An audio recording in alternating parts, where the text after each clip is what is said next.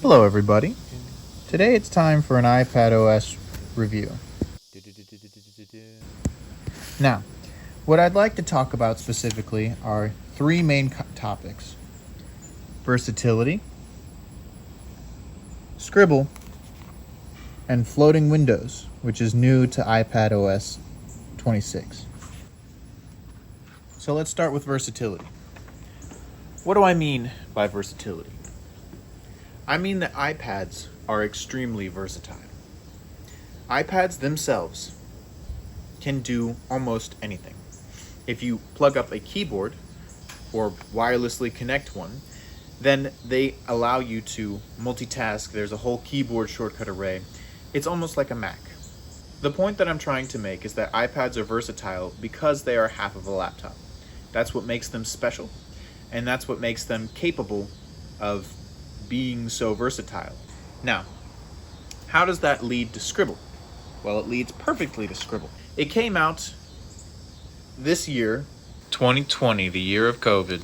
The year of Scribble was a revolutionary year for iPadOS because it allowed you to write into any text box with the Apple Pencil. That made it so much quicker with typing on the Apple Pencil. You don't have to go down to the keyboard and tap, tap, tap, tap, tap, tap, tap, or drop the pencil, type, pick up the pencil, and go back. You now get to keep the pencil and write as if you're taking notes on Notability, or Apple Notes, or Procreate, some app that actually gets handwriting and recognition in there. Now Apple has added handwriting recognition to the operating system of iPadOS. So that's what Scribble was, and it was a revolutionary game change. But the Scribble feature, that was a game changer because it took the magical piece of glass and took a barrier of having to, oh, this is a typey touch device, I can't do it. That barrier gone. Now you can write. The final thing, floating windows, that came out just recently. And what makes that so amazing is really the process that they took to get there. They started, iPads were a glorified iPhone. You have the iPhone shape, and then you take that iPhone shape and you make it more rectangular, so it's kind of like a computer screen. Cool, I like it. But what they've done is allowed for apps to be put split screen, side by side, and then eventually you could have mini apps that were like a really long iPhone come in from the side window. Those were all cool, and Apple really started cooking with it. They said, hey, now that we've got developers changing the size of apps for our magical pane of glass, what's next? Change it. Change it into rescalable windows. And that's what they did with a feature called Stage Manager.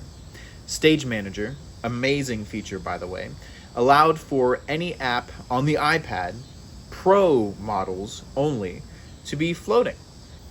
Now, they have fully embraced resizing apps, and Stage Manager has become a part of iPadOS.